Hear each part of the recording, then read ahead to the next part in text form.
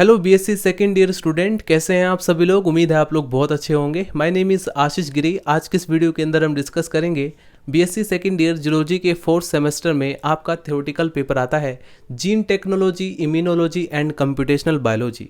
Student, इस semester से already मैं कई सारे इंपॉर्टेंट चैप्टर्स कवर कर चुका हूं, जैसे कि recombinant DNA technology, enzymology of genetic engineering, जिसमें हमने जेनेटिक इंजीनियरिंग के अंदर यूज़ होने वाले सभी प्रकार के एंजाइमों के बारे में डिस्कस किया। इसके बाद हमने स्टार्ट किया थर्ड चैप्टर, जो कि है क्लोनिंग वेक्टर। क्लोनिंग वेक्टर के अंदर जितने भी क्लोनिंग वेक्टर्स है उन सभी को हमने एक एक करके वीडियोस बना करके डिस्कस किया। आज हम स्टार्ट करें एक नया चैप्टर, जो कि है genetic engineering and its application. और इस चैप्टर से आज हम कवर करेंगे topic application of recombinant DNA technology. Exam paper में लॉन्ग क्वेश्चन में 7.5 नंबर या 10 नंबर में आपसे पूछा जाता है रिकॉम्बिनेंट डीएनए टेक्नोलॉजी या जेनेटिक इंजीनियरिंग के एप्लीकेशंस के बारे में। एमएससी के एग्जाम पेपर में 15 नंबर का एक लॉन्ग क्वेश्चन बनता है रिकॉम्बिनेंट डीएनए टेक्नोलॉजी के एप्लीकेशन के बारे में। तो इस वीडियो के अंदर लगभग हम 15 इंपॉर्टेंट एप्लीकेशंस को कवर करेंगे। सभी स्टूडेंट्स साथ में नोट्स भी बनाएंगे और अच्छी तरह से इसको समझेंगे भी, ठीक है। तो चलिए स्टूडेंट, हेडिंग डाल लीजिए application of recombinant DNA technology. Exam paper में कई बार एडिशनल क्वेश्चन भी आपसे पूछे जाते हैं, जैसे कि आपसे पूछा जाएगा what is recombinant DNA technology, यानी कि रिकॉम्बिनेंट डीएनए टेक्नोलॉजी क्या है। Describe the various application of recombinant DNA technology in human welfare. तो इस प्रकार से क्वेश्चन भी पूछे जा सकते हैं। तो सबसे पहले आप लोग रिकॉम्बिनेंट डीएनए टेक्नोलॉजी को 40 से 50 वर्ड के अंदर उसको डिफाइन करेंगे, देन आप लोग उसके एप्लीकेशंस को कवर करेंगे, ठीक है। अगर लॉन्ग क्वेश्चन में 7.5 नंबर या 10 नंबर में आपसे पूछा जाए तो कम से कम 13 से 14 एप्लीकेशंस को आपको लिखना है। आइए देखते हैं। The recombinant DNA technology has opened up wide opportunities for the scientists in the field of genetics, medicines, agriculture and industry। ये जो रिकॉम्बिनेंट डीएनए टेक्नोलॉजी है या जेनेटिक इंजीनियरिंग है, इसकी वजह से वैज्ञानिकों के लिए वाइड अपॉर्चुनिटीज़ ओपन हो चुकी है in the field of genetics, medicines, agriculture and industry. इसके अलावा और भी फील्ड में काफ़ी सारी अपॉर्चुनिटीज़ ओपन हुई है।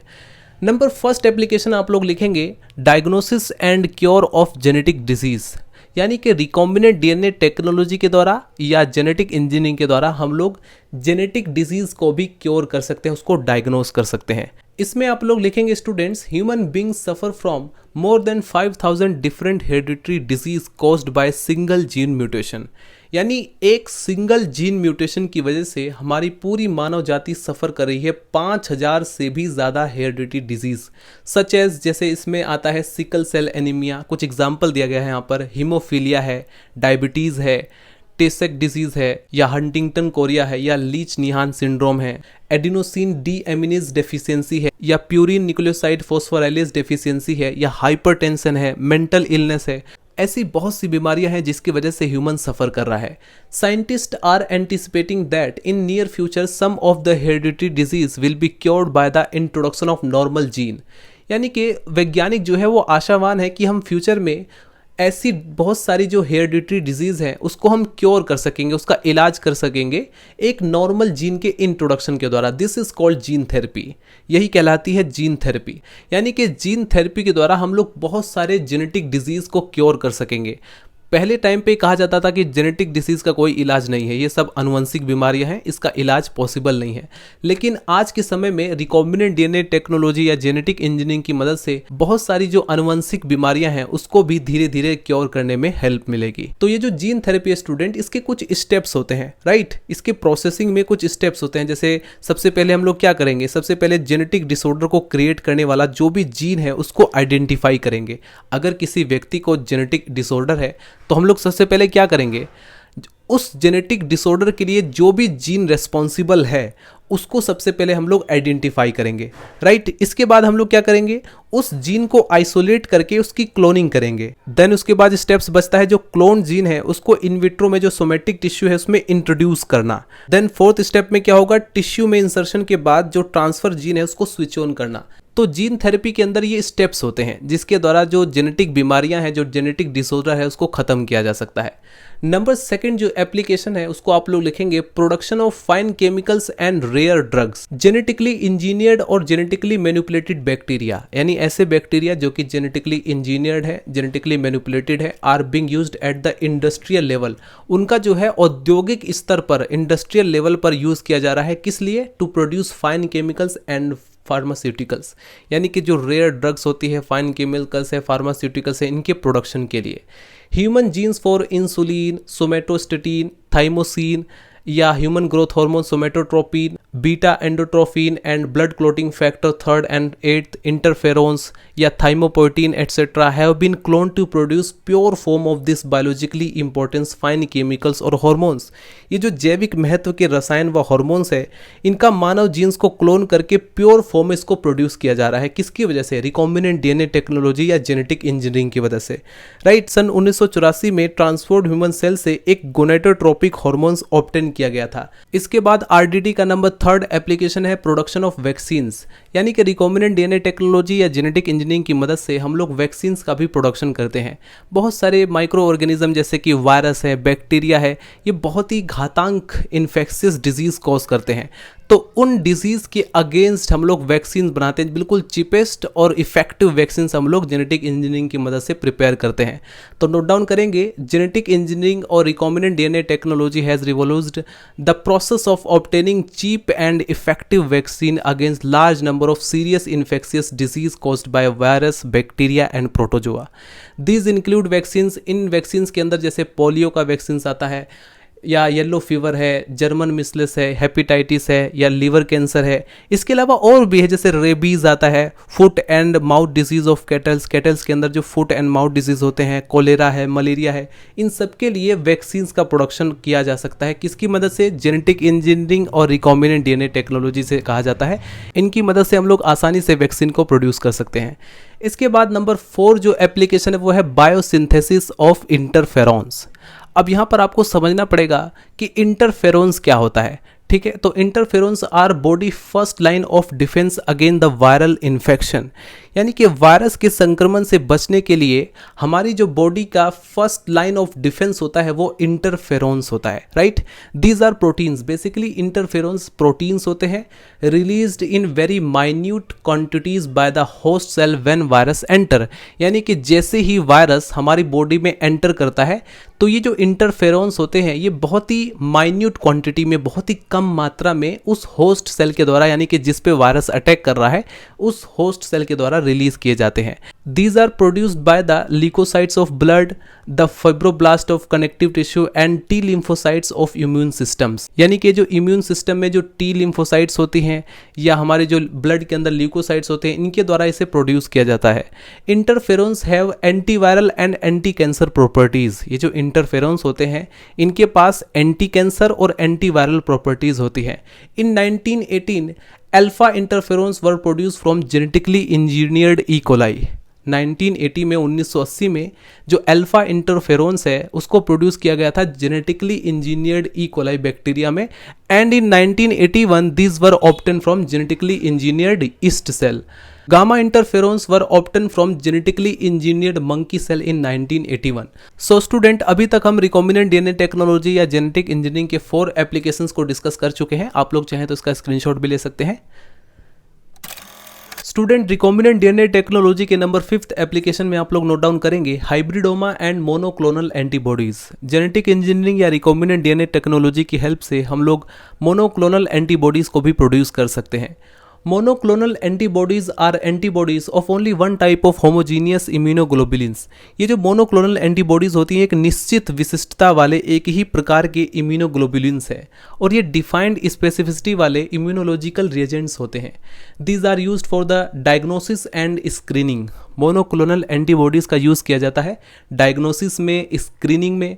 Monoclonal antibodies are being synthesised by the popular hybridoma technology. इसको हाइब्रिडोमा टेक्नोलॉजी के द्वारा इसको बनाया जाता है या इसको सिंथेसाइज किया जाता है। सो स्टूडेंट, नेक्स्ट वीडियो के अंदर या आने वाली वीडियोस के अंदर जो भी मेरी अपकमिंग वीडियोस होंगी उसमें हम हाइब्रिडोमा टेक्नोलॉजी को काफ़ी डिटेल में स्टडी करेंगे। Monoclonal antibodies are used in the identification of blood group. अगर आपको ब्लड ग्रुप का आइडेंटिफिकेशन करना हो तो उसमें हम लोग मोनोक्लोनल एंटीबॉडीज़ का यूज़ करते हैं। Diagnosis of disease and cancer, in vaccine production and immunotherapy और वैक्सीन के प्रोडक्शन में भी मोनोक्लोनल एंटीबॉडीज़ का यूज़ किया जाता है। नंबर 6 एप्लीकेशन है production of novel proteins. Novel proteins के प्रोडक्शन में भी रिकॉम्बिनेंट डीएनए टेक्नोलॉजी की हेल्प ली जाती है। इसमें बेसिकली क्या होता है, कुछ विशिष्ट या नोवेल प्रोटीन्स बनाने वाले जो जीन्स होते हैं उनको बैक्टीरियल सेल में इंट्रोड्यूस करते हैं, right. Genes for completely novel proteins can be constructed and then introduce in bacterial cell for expression. Example के रूप में अगर हम देखें तो a synthetic gene which produce proline rich protein, यानी एक ऐसा सिंथेटिक जीन जो कि प्रोड्यूस करता है proline rich protein has been expressed in E coli, यानी कि प्रोलीन की प्रचुर मात्रा वाले प्रोटीन का संश्लेषण करने वाले जीन को सफलतापूर्वक ई कोलाई में इंट्रोड्यूस किया गया है, राइट। नंबर 7 पॉइंट आप लोग नोट डाउन करेंगे जो कि एक मोस्ट इंपॉर्टेंट एप्लीकेशन है रिकॉम्बिनेंट डीएनए टेक्नोलॉजी का, वो है production of transgenic plants and crop एम्पावरमेंट्स।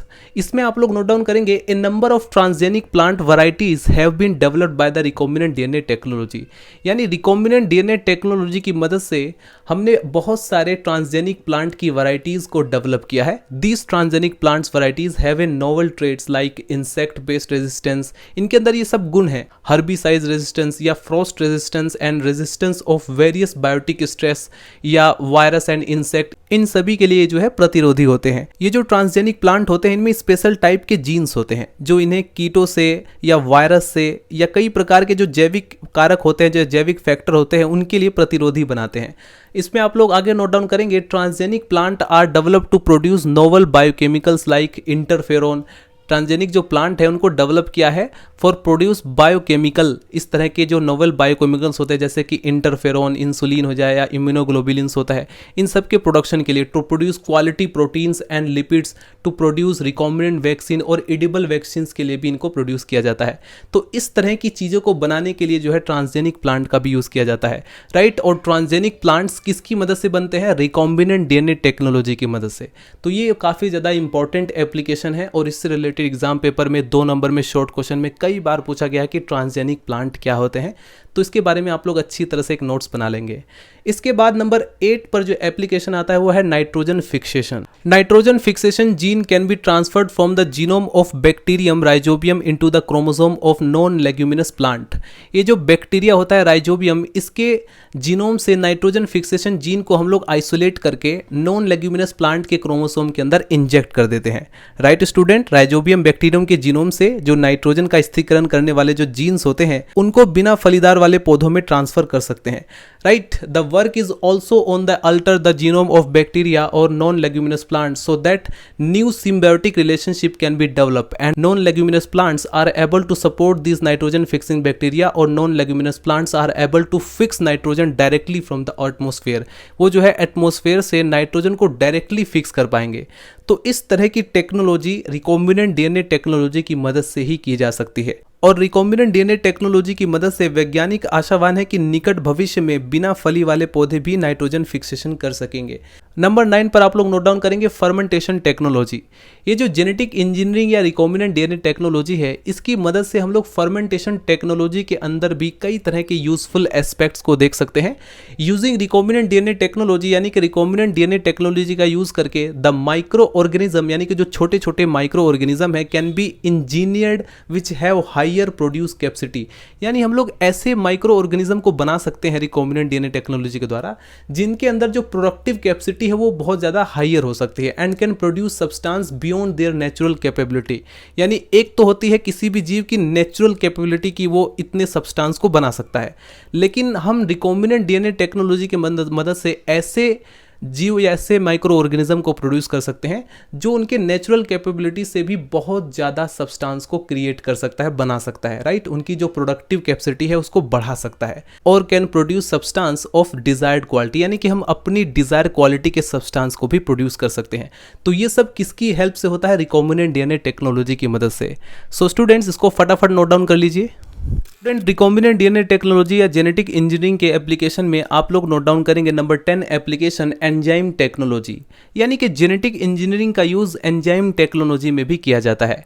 Eight present more than 2000 enzyme have been isolated from bacteria. वर्तमान समय में 2000 से भी ज़्यादा एंजाइम्स को बैक्टीरिया के अंदर से आइसोलेट किया गया है।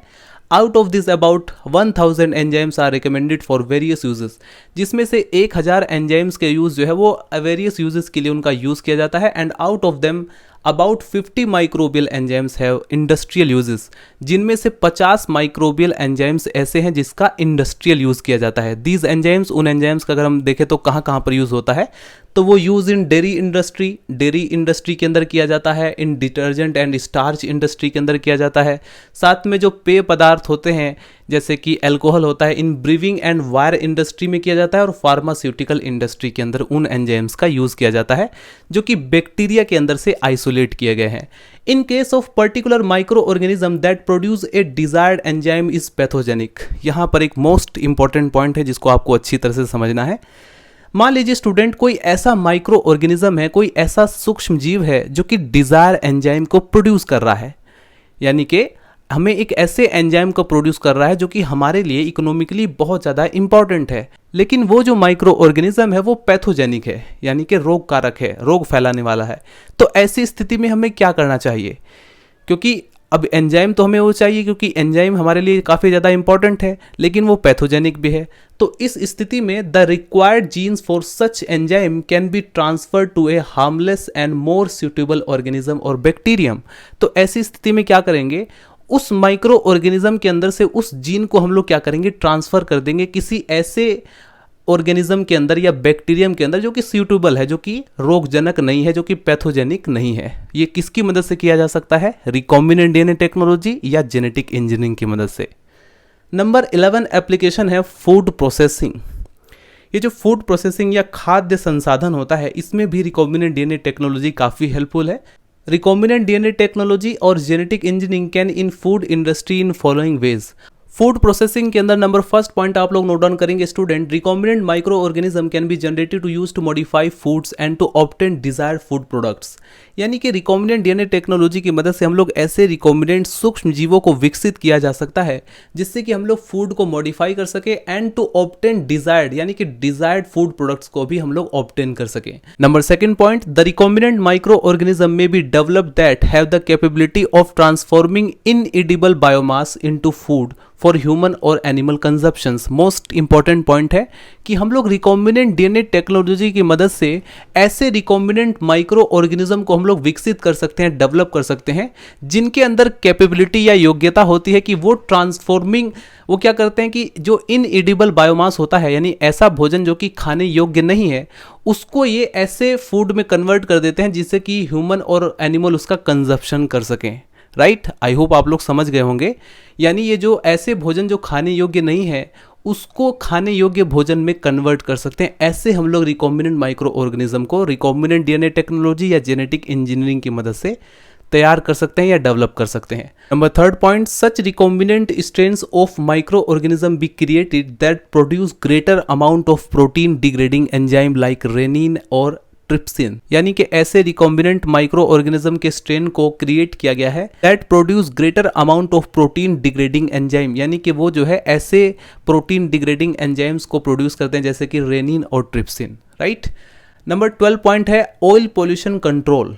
ये भी एक मोस्ट इंपॉर्टेंट एप्लीकेशन है जेनेटिक इंजीनियरिंग का, इसको भी आप लोग लिख के आना एग्जाम पेपर में। Oil spills on the surface of sea water during transportation, यानी ट्रांसपोर्टेशन के ड्यूरिंग समुद्री वाटर के सरफेस पर ऑयल्स का स्पिल होना had been a big problem and big threat of sea life, यानी एक बहुत बड़ी समस्या है और समुद्री जीवों के लिए भी बहुत बड़ी समस्या है। Professor Ananda Chakrabarty in 1979 constructed a super bug a strain of bacterium pseudomonas. It can consume different types of hydrocarbons present in oil spills. This has a plasmid. इसमें plasmid होता है with genes incorporated from the 4 different plasmid. तो यहाँ पर genetic engineering के number 12 application में जो oil pollution control है, इसमें समझने जैसा है कि जो बड़े बड़े टैंकरों में सागरों से जो कच्चे तेल के रिसने से जितने भी समुद्री जीव हैं, यानी कि समुद्र में रहने वाले जीव हैं, उनके नष्ट होने की संभावना बनी रहती है। तो सन 1979 में प्रोफेसर आनंदा चक्रवर्ती ने बैक्टीरियम सीडोमोनास का एक सुपर बग स्ट्रेन विकसित किया और यह समुद्र में रिसे हुए खनिज के हाइड्रोकार्बन को समाप्त कर देता है। राइट। नंबर 13 पर जो एप्लीकेशन आता है जेनेटिक इंजीनियरिंग का वो है बायो रेमिडिएशन। ये एक मोस्ट इंपॉर्टेंट है, कई बार 2 नंबर में शॉर्ट क्वेश्चन में अलग से भी आपसे पूछा जाता है, तो आपको पता होना चाहिए कि बायो रेमिडिएशन क्या है। तो आइए सबसे पहले समझते हैं कि बायो रेमिडिएशन क्या होता है। यूज ऑफ लिविंग ऑर्गेनिज्म यानी कि जीवित ऑर्गेनिज्म का यूज करके और the genetically engineered micro organism यानी ऐसे माइक्रो ऑर्गेनिज्म जो कि जेनेटिकली इंजीनियर्ड है to degrade environmental pollutants is called bioremediation. यानी कि इन लिविंग ऑर्गेनिज्म और जेनेटिकली इंजीनियर्ड माइक्रो ऑर्गेनिज्म का यूज करके इन्वायरमेंटल पॉल्यूटेंट्स को डिग्रेड करने को ही हम बोलते हैं bioremediation. It is to remove hazardous chemicals. ये क्या करता है, जितने भी खतरनाक केमिकल्स होते हैं उसको रिमूव करता है जो कि सेल्स में एक्यूमुलेट यानी इकट्ठे हो जाते हैं, right. It is to remove hazardous chemicals accumulated in the cells और to detoxify them into the non toxic form, और उसको डिटॉक्सिफाई करता है नॉन टॉक्सिक फॉर्म में। The removal of hydrocarbons, dyes, industrial waste, heavy metals, xenobiotics etc. by organism is also bioremediation। यानी कि जो हम लोग हाइड्रोकार्बन्स या डाइज या इंडस्ट्रियल वेस्ट या हैवी मेटल्स को या जीनोबायोटिक्स को हटाते हैं, इसको रिमूव करते हैं ऑर्गेनिज्म के द्वारा, ये भी एक बायोरेमिडिएशन होता है। तो बायोरेमिडिएशन के बारे में आप लोग अच्छी तरह से समझ गए होंगे स्टूडेंट। अब आपका क्वेश्चन होगा कि बायोरेमिडिएशन में जेनेटिक इंजीनियरिंग का क्या रोल है। तो यहाँ पर आपको समझना होगा कि रिकॉम्बिनेंट डीएनए टेक्नोलॉजी या जेनेटिक इंजीनियरिंग की मदद से हम लोग ऐसे ऑर्गेनिज्म, ऐसे जेनेटिकली इंजीनियर्ड माइक्रो ऑर्गेनिज्म को क्रिएट कर सकते हैं, बना सकते हैं, जो कि इन्वायरमेंटल पॉल्यूटेंट्स को डिग्रेड कर सके, उसको तेजी से भारी संख्या में डिग्रेड कर सके।